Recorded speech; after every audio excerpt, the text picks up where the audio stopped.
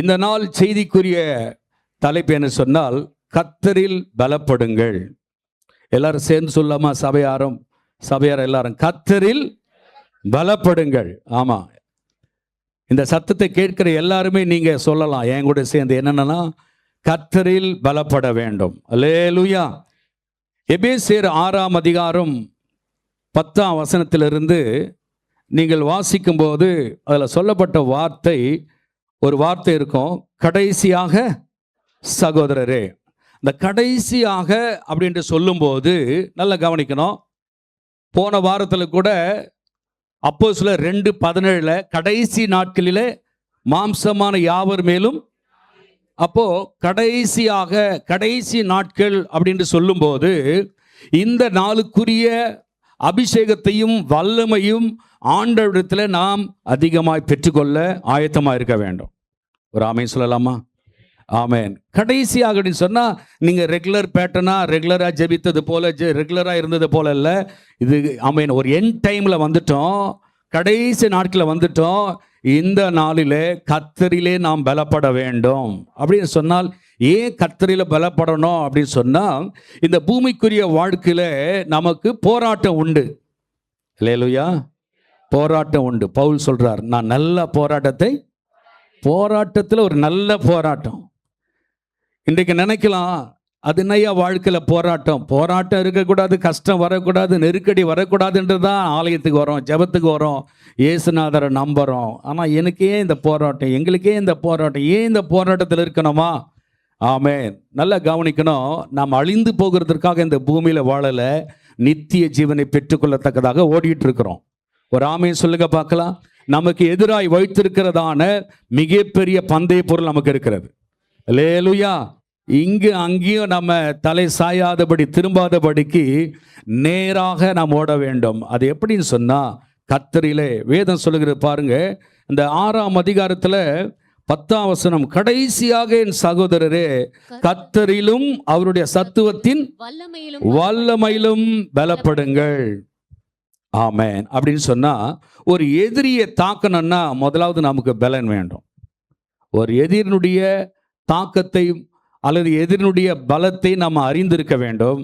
அது மாத்திரம் அறிந்தது மாத்திரமல்ல, அதற்கு எதிர்த்து நிற்கும்படியான ஆமென் அல்லேலூயா திராணியுள்ளாய் மாற வேண்டும். 11ஆம் வசனம் அப்படிதான் சொல்லப்படும், நீங்கள் பிசாசின் தண்டர்களோடு எதிர்த்து நிற்க திராணியுள்ளாகும்படி தேவனுடைய சர்வாயுத வர்க்கத்தையும்.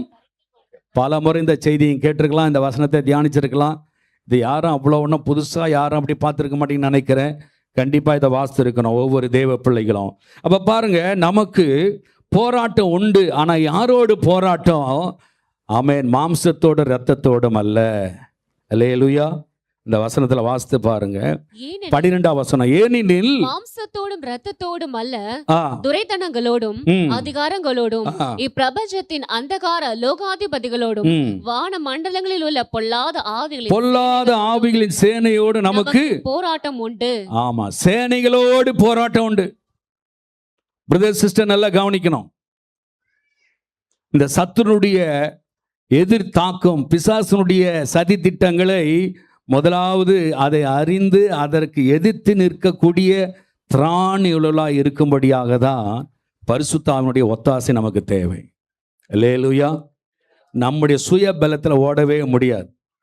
சுய பலத்தில் நம்மால் கண்ட்ரோலாக இருக்கவே முடியாது. இன்னைக்கு நான் பாவம் செய்யக்கூடாது, பொய்யை பேசக்கூடாது, தவறு செய்யக்கூடாததை நான் செய்கிறேன், ஆண்டவரே இதை செய்யக்கூடாது என்று நம்ம எத்தனை தீர்மானங்கள் எடுத்தாலும் கூட நீங்கள் பரிசுத்த ஆவியானவரை சார்ந்து கொள்ள வேண்டும்.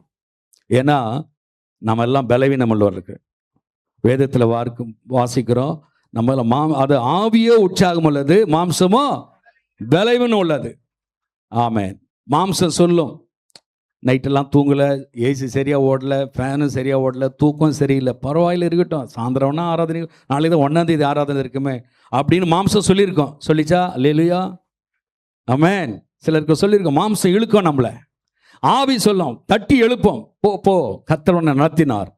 ஆமென். 5 மாதங்கள் ஆச்சரியமா, இந்த கடைசி வாரம் போ, ஆண்டவருக்கு நன்றி சொல்லு, ஆவியானவர் நம்மளை தூண்டி விடுவார். ஒரு ஆமீன் சொல்லுங்க பார்க்கலாம். இதுதான் மாம்சத்திற்கும் ஆவிக்கும் வித்தியாசம். ஆவியானவர் நம்ம உற்சாகப்படுத்தியே இருப்பார். ஏன்னா நம்ம கர்த்தரிலே பலப்பட்ட பிள்ளைகளாக இருக்கிறோம். ஏற்கனவே அவருடைய இரத்தத்தால் கழுவப்பட்டிருக்கிற சாத்தானுடைய தலையை நசுக்கிட்டாரு, அவர் மீட்டெடுத்தார். ரோமர்ல 8ஆம் அதிகாரத்தில் பார்த்தீங்கன்னா அப்பா பிதாவி என்று கூப்பிடுகிற புத்திரி சுவிகாரத்தை நமக்கு தந்திருக்கிறார். அல்லேலூயா. அப்போ எதற்காக பலப்படணும்னு சொன்னா, எதிரியை தாக்குவதற்காக, எதிரியை எதிர்த்து நின்று யுத்தம் பண்ணுவதற்காக கர்த்தரிலே நாம் பலப்பட வேண்டும்.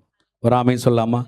உங்க சுய பலத்துல ஒரு நாளும் என்ன பண்ண முடியாது, ஒரு நாளும் எதையும் சாதிக்கவே முடியாது. கர்த்தரிலே யாரெல்லாம் கர்த்தருக்குள்ள ஆமென் ஆமென் பலப்படுறீங்களோ, ஆமென், எல்லா எதிரியான சாத்தானை விழுத்தும்படி ஆவியானவங்களுக்கு உதவி செய்வார். மத்தேயு 26:41 பார்க்கும்போது நாம் ஏற்கனவே சொன்னது போல ஆவி எப்போதுமே நம்மளை உற்சாகப்படுத்துது, ஆனால் மாம்சமோ நம்ம என்ன பண்ணுது, பலவீனப்படுது. ஒரு தலைவலி வந்துட்டா போதும், வயிற்று வலி வந்துட்டா போதும், சின்ன பிரச்சனை இந்த சரீரத்தில் சின்ன ஏதாகிலும் ஒரு உபாதை வந்தா போதும் ஜெபம் நிறுத்திடுவாங்க, வேதத்தை நிறுத்திடுவாங்க. ஆமென். கர்த்தருடைய ஆராதனையை என்ன பண்ணிடுவாங்க, அந்த சோர்வுக்கு, அந்த பலவீனத்திற்கு, அந்த மாம்சத்துக்கு இடம் கொடுத்து, ஆமென். இன்றைக்கு அநேகர் பார்த்தீங்கன்னு சொன்னால் ஒரு குறுகிய வட்டத்திற்குள்ளவே ஆவிக்குரிய ரீதியில் வளராதபடிக்கு இன்னும் குழந்தைகளாகவே இருக்கிறோம். பிரியமானவர்களே, ஆவிக்குரியவர்கள் இதெல்லாம் மேற்கொள்ள கர்த்தர் நமக்கு கிருபை தந்திருக்கிறார், ஆயுதங்களை தந்திருக்கிறார், நல்ல வழிகளை தந்திருக்கிறார். அல்லேலூயா. ஆகையினாலே பரிசுத்த ஆவியானவர் எப்போதும் நம்மை பலப்படுத்துகிறவராக இருக்கிறார். அதாவது மாம்சத்துக்கு விரோதமாக எப்போதுமே போராடி கொண்டே இருக்கும். நீங்கள் விவரமாக நீங்கள் வாசிக்கணும்னா ரோமர் 8ஆம் அதிகாரத்தை முழுதுமாக நீங்கள் வாசித்தீங்க சொன்னால், எப்படி தேவனுடைய பிள்ளைகள் ஆவிக்குரியவர்களாக இருக்க வேண்டும், ஆவியிலே நடத்தப்பட வேண்டும். ஆவிக்குரியவர்கள் யார்? தேவனுடைய புத்திரர்கள் என்று வேதம் சொல்கிறார். தேவனுடைய பிள்ளைகள் ஆவியின்படி நடப்பார்கள், மாம்சத்தின் நடக்க இடம் கொடுக்கவே மாட்டார்கள். ஆனா நம்முடைய சரீரம் பலவீனம் உள்ளதுதான், ஆனா அதை காட்டிலும் ஆமென் ஆவி உற்சாகம் உள்ளது. அல்லேலூயா.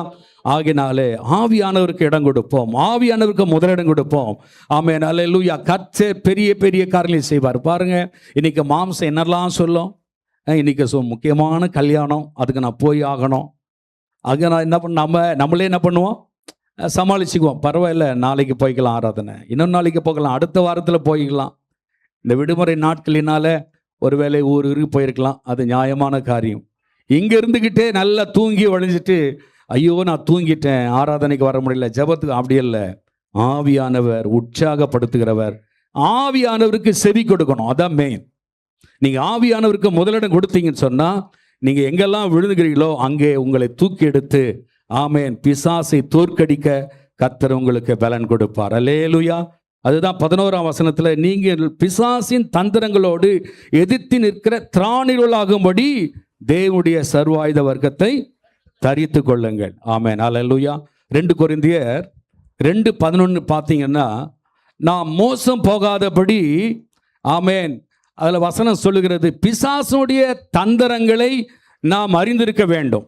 ஆமென். அல்லேலூயா. அங்கே பாருங்க, சாத்தானே நாம் மோசம் போகாதபடிக்கு அப்படி செய்து அவனுடைய தந்திரங்கள் நமக்கு தெரியாதவர்கள் அல்லவே.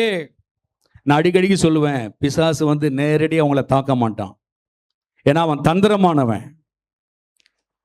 ஏன்னா நீங்க தேவனால் தெரிந்திருக்கப்பட்ட பாத்திரங்கள். ஆமென். பரிசுத்த ஆவியானவர் உங்கள் மேல இருக்கிறார். இயேசுவின் இரத்தத்தால் கழுவப்பட்ட பிள்ளைகள். அவன் பயந்துகிட்டு தான் இருக்கிறான், உங்களை என்னை பார்த்து அவன் பயந்து ஒதுங்கிட்டு இருக்கிறான். ஆனா அவன் தந்திரமா வேலை செய்வான்.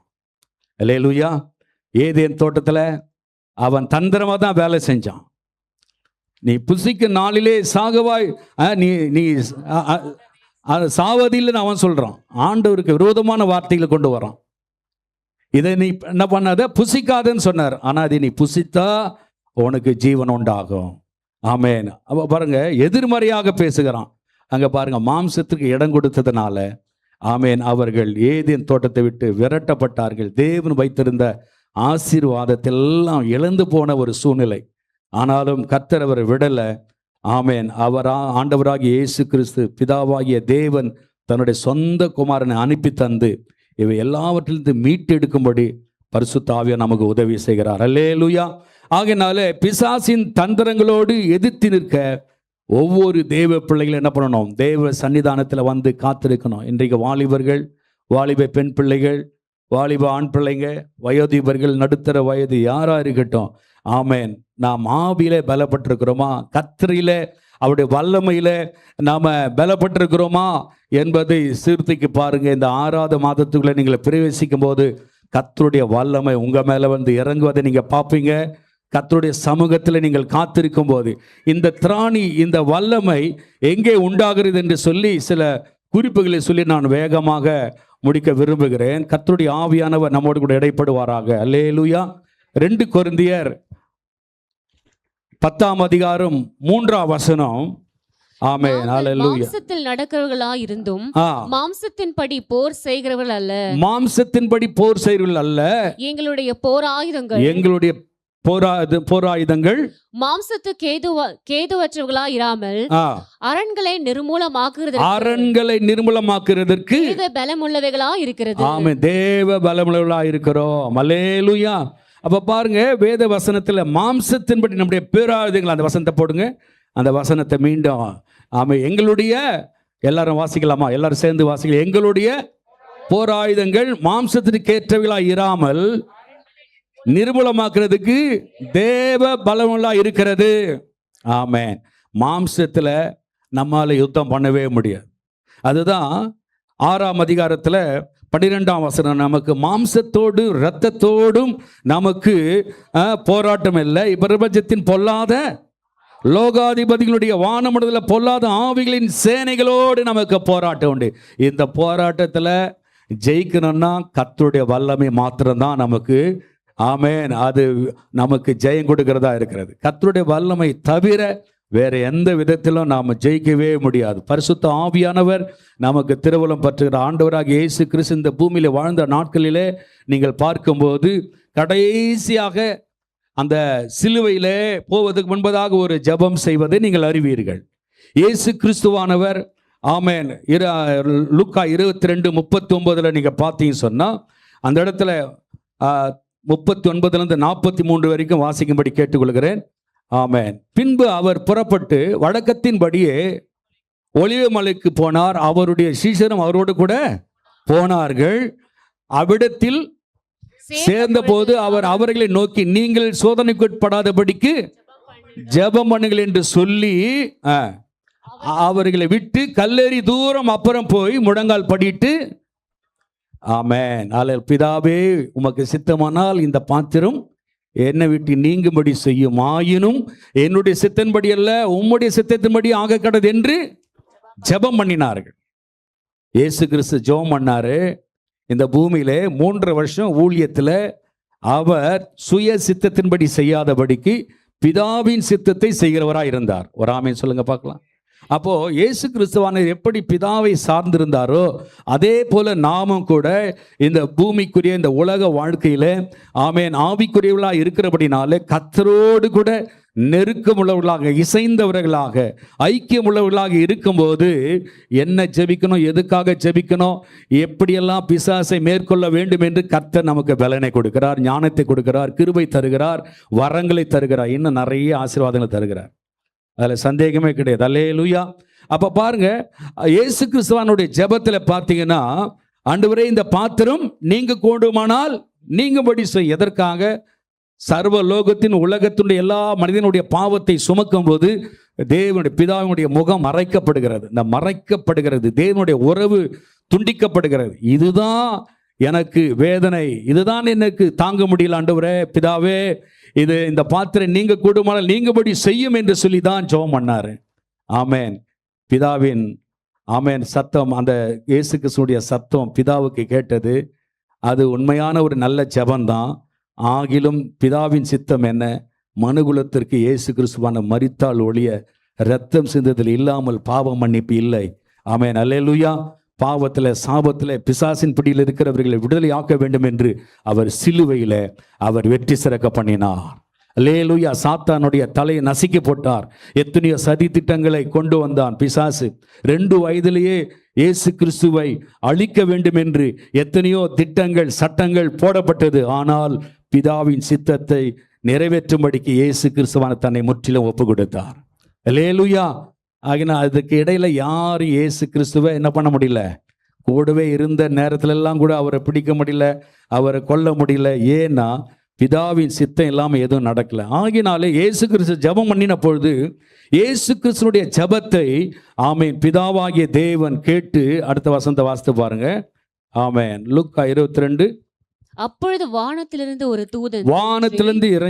தூதன் இறங்கி அவரை பலப்படுத்தினார். அவர் இல்லை சொல்லுங்க பார்க்கலாம். நம்முடைய வாழ்க்கையில் எத்தனையோ பலவீனங்கள், சோர்வுகள், என்ன ஜெபிக்கணும் என்ன ஜெபிக்க தெரியாது என்ற சூழ்நிலை கூட ஆமென் இயேசுவானவர் தெளிவாக தான் ஜெபம் பண்றாரு. ஆனால் அந்த ஜெபம் ஆமென் அதற்கு ஏற்ற அது பதில் கொடுக்க முடியாத சூழ்நிலையில் என்னன்னா, அந்த பலவீனத்தில், அந்த சோர்வு, அந்த துக்கம், மரண போராட்டம் என்ற அந்த சூழ்நிலை இருக்கும்போது பிதாவாகிய தேவன் தூதனை அனுப்பி பலப்படுத்தினார். எதுக்கு பலப்படுத்தினார்? வெற்றி சிறக்க பண்ணணும், கடைசி வரைக்கும் நிலைச்சு நிற்கணும். ஒரு ஆமென் சொல்லுங்க பார்க்கலாம். அல்லேலூயா. தேவ சித்தம் இதுவரைக்கும் நிறைவேறி கொண்டே இருக்கிறது. அவர் சிலுவை பரியந்த தன்னை தானே தாழ்த்தினார். அவர் சிலுவைக்கு போகாமல் இருந்திருந்தால், ஒருவேளை ரத்தம் சிந்தாமல் இருந்திருந்தால், அவர் நமக்காக மரிக்காமல் இருந்திருந்தால், இன்னும் நம்ம சாபத்தில் பாவத்தில் ஆமென் கிடப்போம். எத்தனை பேர் உயிரோடு இருப்போம் தெரியாது. இயேசு கிறிஸ்துவான இந்த பூமியில அவர் நமக்காக இரத்தத்தை சிந்தினார், ஜீவனை கொடுத்தார். அது மாத்திரமல்ல, 3ஆம் நாள் உயிரோடு எழுந்தார். பிதாவின் சித்தம் அதுதான். அல்லேலூயா. ஆகினாலே சில நேரங்களிலே நம்ம ஜெபிப்போம், ஒரு மாதிரி என்ன பண்ண அடம்பிடிச்செல்லாம் ஜெபம் பண்ணோம். ஆண்டவரே இதை செய்யுங்க அதை செய்யுங்க. எப்பயாகிலும் நீங்கள் உங்கள் விருப்பத்தை கேளுங்க, ஒன்றும் பிரச்சனை இல்லை, ஆகிலும் உங்கள் சித்தத்தின்படி செய்யுங்க ஆண்டவரே. ஜெபம் பண்ணியிருக்கேன். மனசு வர சிலருக்கெல்லாம் நான் நினைச்சது தான் சாதிக்கணும், நான் நினைச்சது எனக்கு நடக்கணும், அப்படி அல்ல. ஆண்டவரே உங்கள் சித்தம் தான் எல்லாமே நல்லா இருக்கான்ப்பா. ஆமென். அல்லேலூயா. சில நேரங்களிலே நம்முடைய ஜெபத்தை கேட்காத ஒரு காரியம் என்ன நல்லா கவனிக்கணும். ஏன் நம்முடைய ஜெபத்தை, எல்லா ஜெபத்தையும் ஆண்டவர் கேட்கல, எல்லா ஜெபத்திற்கும் உடனே பதில் கொடுக்கலன்னு சொன்னால், தேவனுடைய சித்தத்தை மீறி ஜெபிக்கிறதுனால. அல்லேலூயா. இயேசு கிறிஸ்துடைய ஜெபம் பிதாவுக்கு அது உகந்ததாக தான் இருந்தது. அதை நீங்கள் பிப்ளிக்கலாக நீங்கள் பார்த்தீங்கன்னா, பிதாவுக்கும் குமாரனுக்கும் இருக்கிற உறவு துண்டிக்க கூடாதபடிக்கு அவர் பிதாவின் அந்த உறவை அவர் நேசித்து ஜெபம் பண்ணார். பிதாவே இந்த பாத்திரம் கூடுமானால் நீங்கும்படி செய்யும், இந்த பாத்திரத்தை விட்டு நீங்கும்படி செய்யும். ஆனால் கர்த்தருடைய அந்த ஜெபம் பிதாவாகிய தேவன் ஆமென் தூதனை அனுப்பி பலப்படுத்தினார். எப்போது நீங்கள் பலவீனப்படுறீங்களோ, எப்போது சோர்வாக இருக்கிறீங்களோ, வியாதியா, பணம் கஷ்டமா, நஷ்டமா, சத்துருடைய போராட்டமா, அல்லது எதிரினுடைய தாக்கமா, நீங்கள் செய்ய வேண்டிய ஒரே ஒரு காரியம், தேவ சமூகத்தில் காத்திருந்து பிதாவின் சித்தத்தை அறிந்து நீங்கள் செயல்பட்டால், நீங்கள் போக வேண்டிய தூரம் வெகு தூரம். உங்களை கொண்டு கர்த்தர் பெரிய பெரிய காரியங்களை செய்வார். அல்லேலூயா. அதே பழைய ஏற்பாட்டில் எலியாவை குறித்து சொல்லப்படுகிறது. எலியாவுடைய வாழ்க்கையில் நீங்கள் யாக்கோபில் 5ஆம் அதிகாரத்தில் இருக்குன்னு நினைக்கிறேன், நீங்கள் பார்த்தீங்க சொன்னால், எலியா நம்மை போல பாடுள்ள மனுஷனா இருந்தோம். எப்படி ஜெபம் பண்ணாரு? கருத்தாய் ஜெபம் பண்ணார். ஆமென். மழை வேண்டான்னா வேண்டாம், நிறுத்தப்பட்டது. மழை வேண்டும் என்று சொன்னால் மழை வந்தது. அல்லேலூயா சொல்லுங்க பார்க்கலாம். ஆனால் டைட்டில்னா நம்மை போல பாடுள்ள மனுஷன் தான். நம்மை போல பிரச்சனை அவருக்கு இருந்தது, ஆனால் அவர் கருத்தா ஜெபம் பண்ணார். நீங்கள் 1 ராஜாக்கள் 19ஆம் அதிகாரத்தில் நீங்கள் பார்க்கும்போது அவருடைய கடைசி ஜெபம் என்ன பாருங்க. ஆமென். அதுக்கு முந்தின 17ஆம் அதிகாரம் 18ஆம் அதிகாரத்தெல்லாம் பார்த்தீங்கன்னா அவருடைய செயல்பாடுகள், அவருக்குள்ளே இருந்த வல்லமை, ஆண்டவருடைய வல்லமை, அக்கினி எப்படியெல்லாம் இறக்கி காட்டினாரு. சாதாரண ஆள் இல்லை. எலியாவை மேலே ஒரு விசேஷித்த அபிஷேகம் இருந்தது. எத்தனை பேர் ஆமென் சொல்றீங்க? அல்லேலூயா. அப்பேற்பட்ட ஒரு மனுஷனுக்கு திடீர் என்று ஒரு சோர்வு, ஒரு பயம். எசேபேலுடைய வார்த்தை, நாளைக்கு இந்நேரத்தில் உன் உயிர் என்ன பண்ணப்படும், எப்படியெல்லாம் நீ ஆட்களை வெட்டி போட்டியோ என்னுடைய ஆட்களை, அதே போல உனக்கு சமமா உன்னை என்ன பண்ணுவேன், காலி பண்ணுவேன்னு சொன்ன வார்த்தை கேட்ட மாத்திரத்தில் என்ன வந்துச்சு? இத்தனை பேர் கொண்ட மனுஷனுக்கு பயம் வரணுமா? அல்லேலூயா. வா பார்த்துக்கலாம், ஒன்றுக்கு ஒன்று நினைச்சிருக்கலாம், உள்ளது நான் கர்த்தருடைய நாமத்தினால் நிற்கிறேன்னு சொல்லியிருக்கலாம். ஆனால் ஏதோ ஒரு சம்திங், ஒரு சூழ்நிலை அவனை பயமுறுத்தி, அவ்வளோ பலமுள்ளவன், அவ்வளோ கர்த்தருடைய சமூகத்தில் சாதித்தவன், ஆனால் திடீர் என்று அவனுக்குள்ளே ஒரு பயம் வந்து, அவருடைய ஜெபம் எப்படி இருந்தது? போதும் ஆண்டவரே. அல்லேலூயா. 4ஆம் வசனத்தை வாசிங்க. அவன் வனாந்திரத்தில் ஒரு நாள் பிரயாணம் போய் ஒரு சூரச்செடியின் கீழ் உட்கார்ந்து தான் சாக வேண்டும் என்று கோரி, போதும் கர்த்தாவே என் ஆத்துமாவை எடுத்துக்கொள்ளும், நான் என் பிதாக்களை பார்க்கிலும் நல்லவன் அல்ல என்று சொல்லி. ஆண்டவர் ஜெபத்தை கேட்டாரா? அல்லேலூயா. கேட்டபடியே செய்யல. ஆனா எப்படி கேட்டிருக்கணும்ன்றத பரிசுத்த ஆவியான பிதாவாகிய தேவன் அவருக்கு என்ன செய்யணும், இந்த கஷ்டத்துல, இந்த நெருக்கத்துல, இந்த போராட்டத்துல, இந்த பயத்துல, இந்த சத்ருவின் பிடியில, சத்ருவினுடைய எதிர் வல்லமையிலிருந்து எப்படி பாதுகாக்க வேண்டும் என்று கர்த்தருக்கு நல்லாவே தெரியும். ஒரு ஆமென் சொல்லுங்க பார்க்கலாம். அல்லேலூயா. அப்போ பாருங்க, அங்கேயும் கர்த்தர் என்ன பண்றாரு? ஒரு தூதனை அனுப்புகிறார். ஆமென். அந்த வசனத்தை, அடுத்த வசனத்தை வாசிங்க. ஒரு சூரச் செடியில் படுத்துக்கொண்டு நித்திரை பண்ணினான். அப்பொழுது ஒரு தூதன் அவனை தட்டி எழுப்பி எழுந்திருந்து போஜனம் பண்ணும் என்றான். அவன் விழித்து பார்க்கிற போது இதோ தழலில் சுடப்பட்ட அடையும் ஒரு பாத்திரத்தில் தண்ணீரும் அவன் தலைமாட்டில் இருந்தது.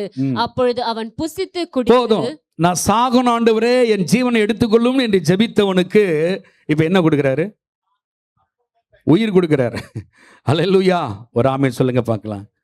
சில நேரங்களில் நம்ம படுகிற கஷ்டம், போராட்டம், நெருக்கடி, ஏன் ஆண்டவர் இந்த உலகத்தில், நான் ஏன் ஆண்டவர் இந்த உலகத்தில் பிறந்துடுங்க, எனக்கு ஏன் இந்த பிரச்சனை, எனக்கு ஏன் இந்த போராட்டம், எனக்கு ஏன் இந்த கஷ்டம்? ஆமென். சில நேரங்களில் என்ன பண்ணுறோம்? நொந்து போகிறோம், கஷ்டத்தையே பார்த்துக்கிட்டு இருக்கிறோம். எலியாவுக்கு அந்த பாடு இருந்தது.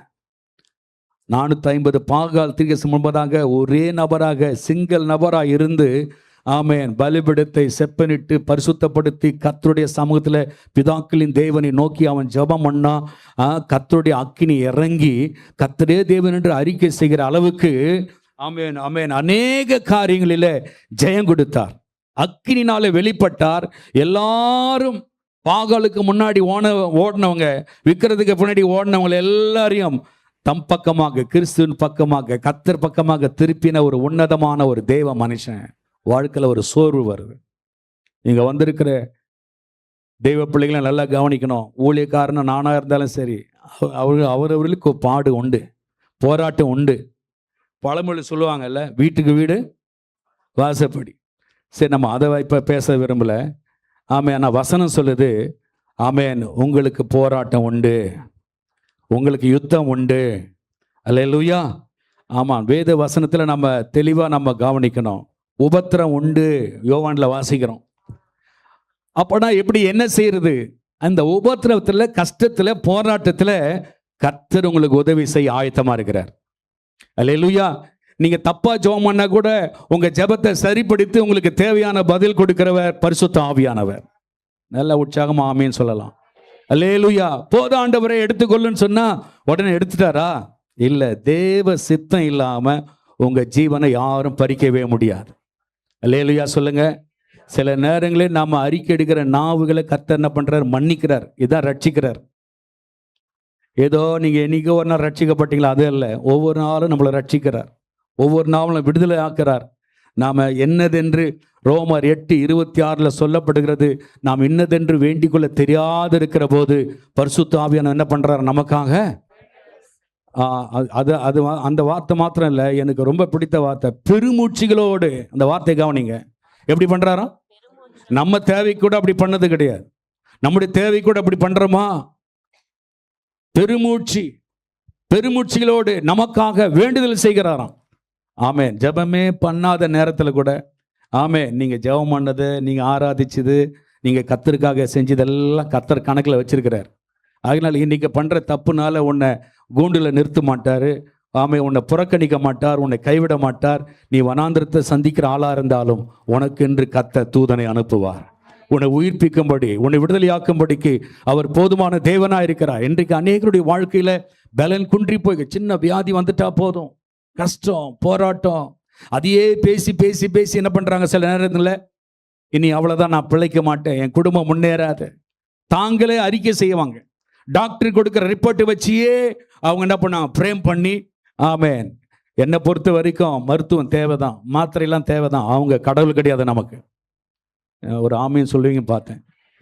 நமக்கு பரம வைத்தியர் ஆண்டவராக இயேசு கிறிஸ்து. அல்லேலூயா. மாத்திரைக்கும் மருந்துக்கு நான் எதிரியெல்லாம் கிடையாது. நீங்க மாத்திரை போட்டாலும் இயேசு ரத்தம் ஜெயன்னு போடுங்க. அதுவே பாய்சனாக இருந்தாலும் அது கர்த்தர் மாத்திடுவார். அல்லேலூயா.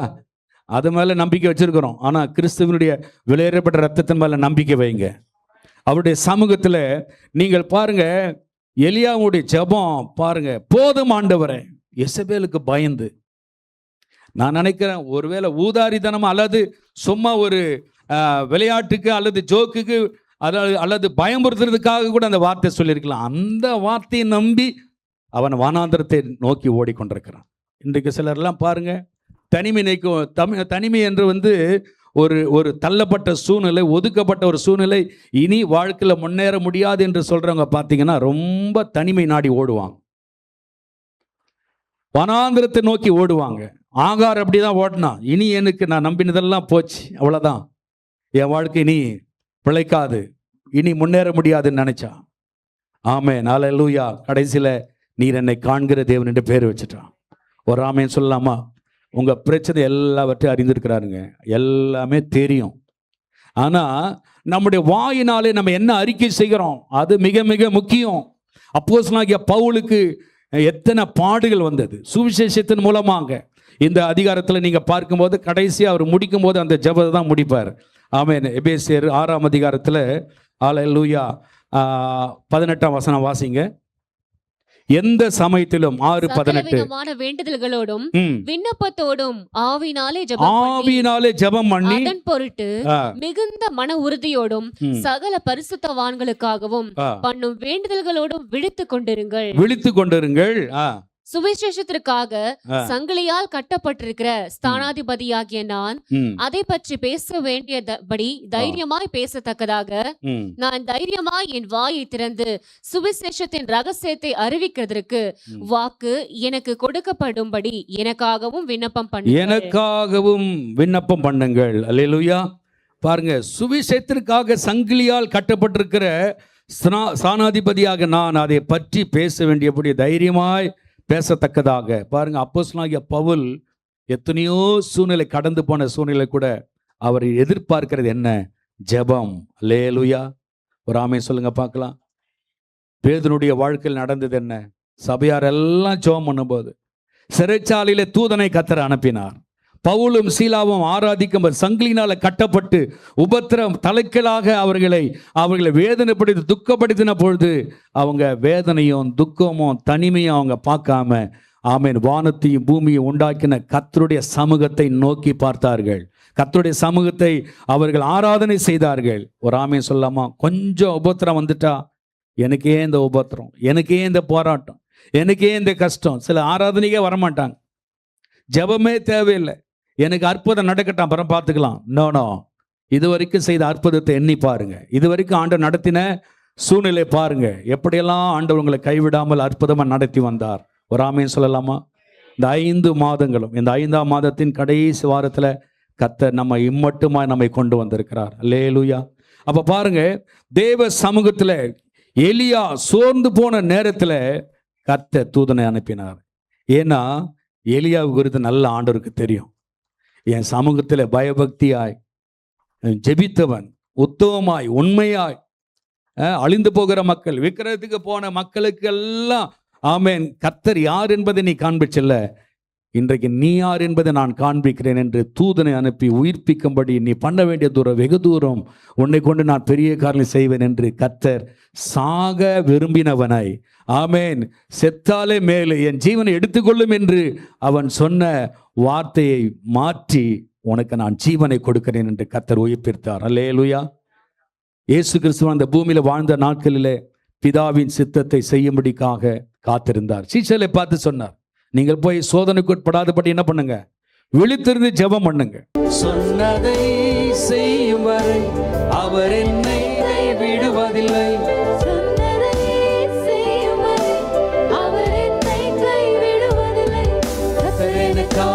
கர்த்தர் எனக்காய்